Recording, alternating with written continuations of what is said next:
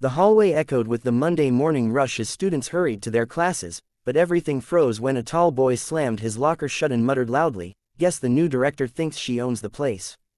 A few students turned their heads toward the main office where a poised black woman in a navy suit walked out, carrying a clipboard.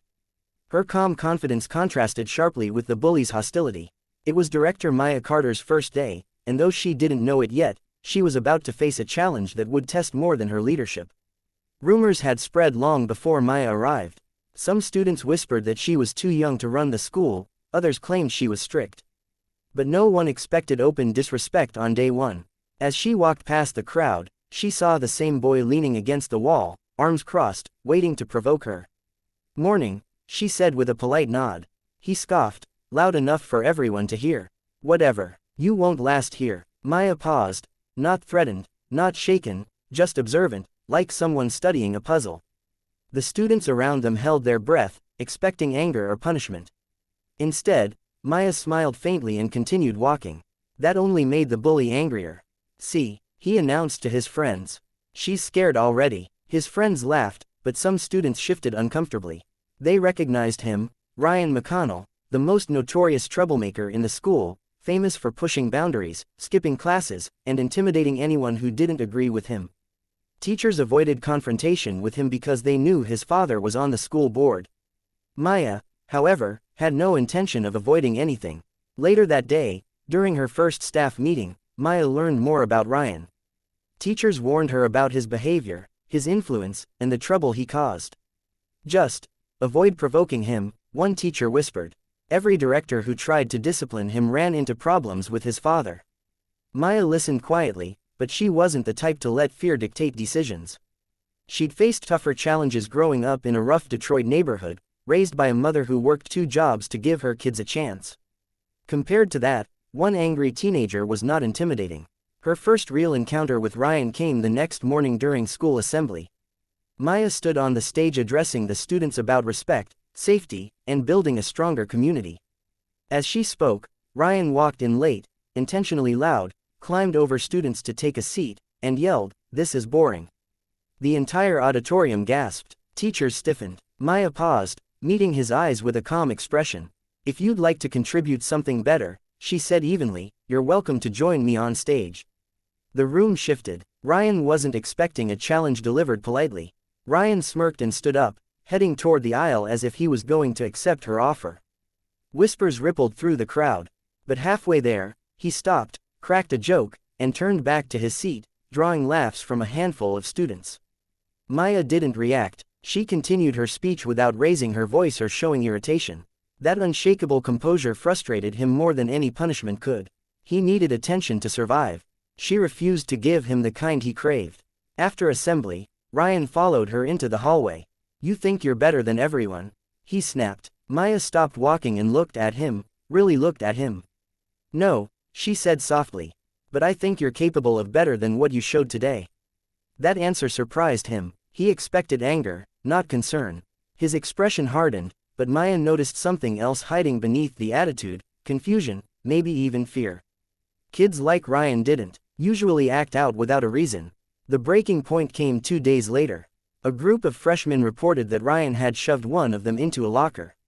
When Maya confronted him privately in her office, he rolled his eyes. "You can't do anything to me," he bragged. "My dad practically owns this school." Maya didn't reply immediately. Instead, she handed him a form.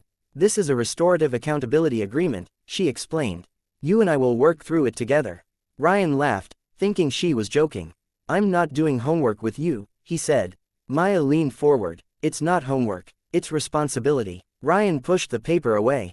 "You're wasting your time. I don't need help." Maya locked her eyes on his. "I think you do." That simple statement hit him harder than any punishment.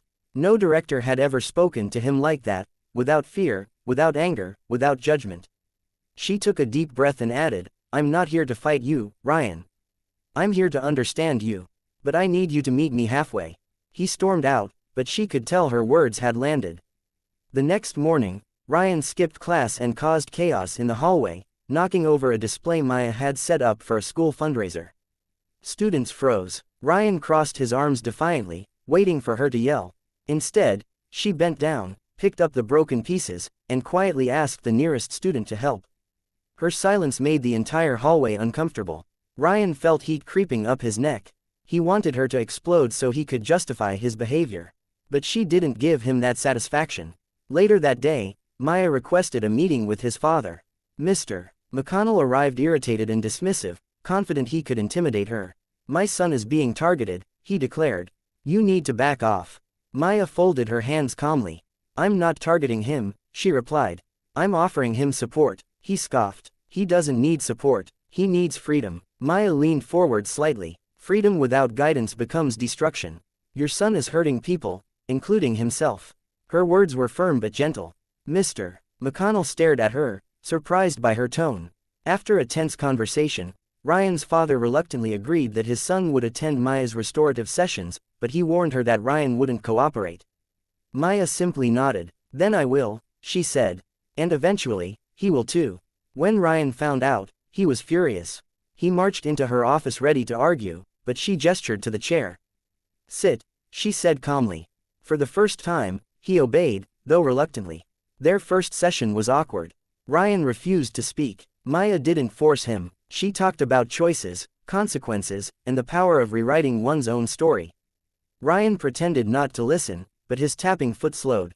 His crossed arms loosened. When she mentioned that she, too, had struggled in high school, he finally glanced at her. "You," he said skeptically. She nodded. "People saw my skin before they saw me. I know what it's like to be judged. And I know what it's like to lash out because of it." That statement cracked something inside Ryan. He shifted uncomfortably, his defenses slowly lowering. "I'm not lashing out," he muttered, though his voice lacked conviction. Maya didn't challenge him. She simply said, "I'm here when you're ready." By the end of the session, he didn't apologize or admit anything, but he didn't storm out either. That, for Maya, was progress. Over the next week, Ryan attended every session. At first, he sat silently. But gradually, he answered questions, not fully, but enough to show he was trying.